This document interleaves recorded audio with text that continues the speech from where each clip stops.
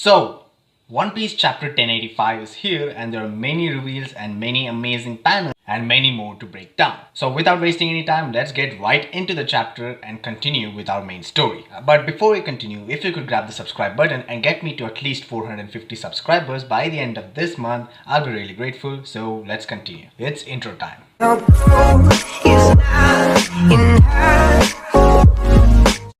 So, we begin this chapter where we see Imu sitting on the throne and Cobra actually looking at him, and here we learn that Imu actually speaks in the third person.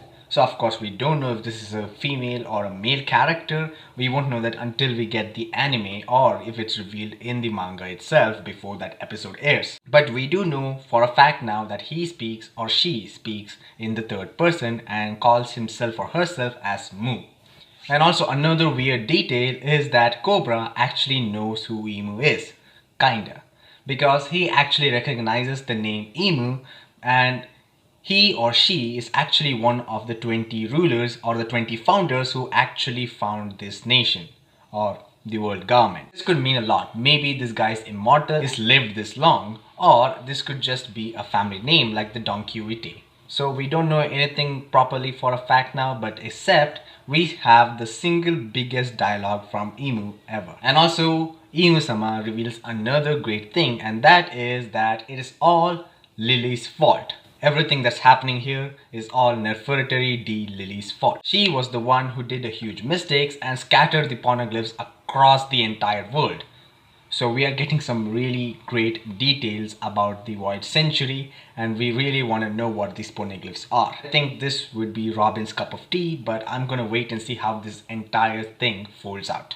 And another really cool moment is that Cobra actually understands that he is kinda dead. He just asks the Gorosei if he lies, can he get away with it?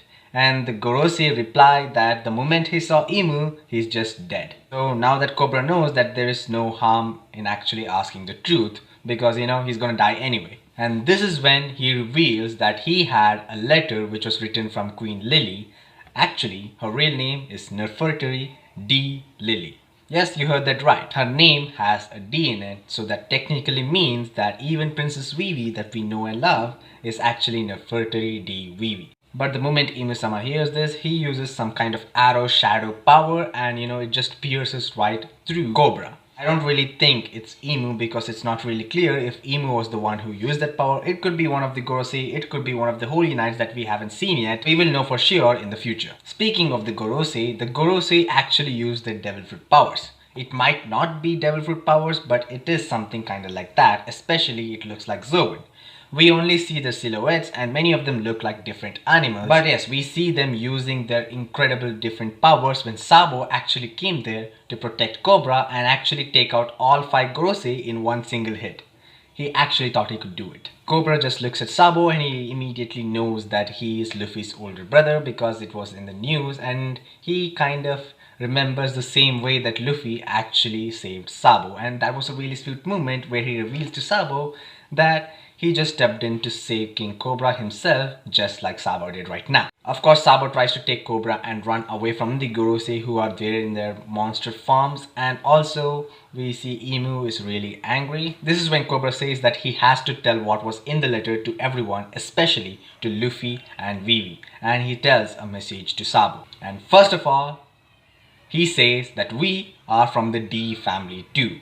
And we have a quick little flashback when Ace, Sabo and Luffy were kids and Sabo asks why they both have D in their names and it's kind of weird that they do. Ace just names him Sa-D-Bo because he has to have a D in his name too. So is this foreshadowing that D is actually a name given by people and not actually inherited from their parents or anything? And yes, this time Cobra actually starts reciting the contents of the letter, what that Nefertari D. Lily wrote, and Sabo is actually listening to this. But we are not really shown what the contents of the letter are because we are actually covered up by the sound of the roar of one of the Gorosei members who's transformed into an animal or something like that. So we don't really know it fully, but I guess Sabo literally does now, and Sabo might be the one to tell Luffy, and of course Luffy won't understand the importance of that, so Robin will. And yes, finally Cobra sacrifices himself so that Sabo can live and tell Luffy and Vivi the contents of the letter and actually solve the mystery of the Void Century and the Will of D. An amazing thing that no one saw coming was Wapol was actually there and he saw Imu-sama and he is terrified as hell. Even though he hated Cobra, he doesn't really want to laugh at his death. And yes, Imu-sama noticed this guy. Of course he did. Also, we see that Nefertiti Vivi is tied up by the new CP0 agents or the old CP9 agents that we know and easily wrecked when we saw them last in Water 7. We also get some new introduction dialogue boxes for Khalifa and Jabra, the wolf guy.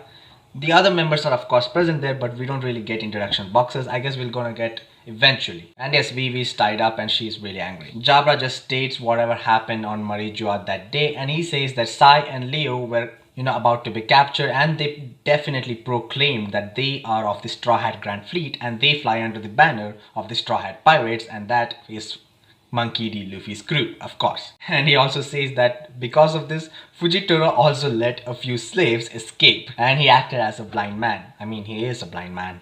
Green Bull was actually really angry at Fujitora for doing this, for making, the slaves escape. My man Fujitora saw the chance and just didn't waste it. Also, let's come back to Vivi where she's tied up and then Wapol just breaks inside the wall or eats it because that's his devil fruit power, and he tries to run away, and Vivi just notices how Wapol is just coming at him and she just clings on to him and they both run away together, and they just notice that, the CP0 agents notice that Vivi is just disappeared. Vivi asks Wapol where he is going and he says, to the end of the world where no one can find me, and Vivi says, take me with you. And of course Wapol's wife sees this and she's like, are they eloping? I think they just ended it in a weird way.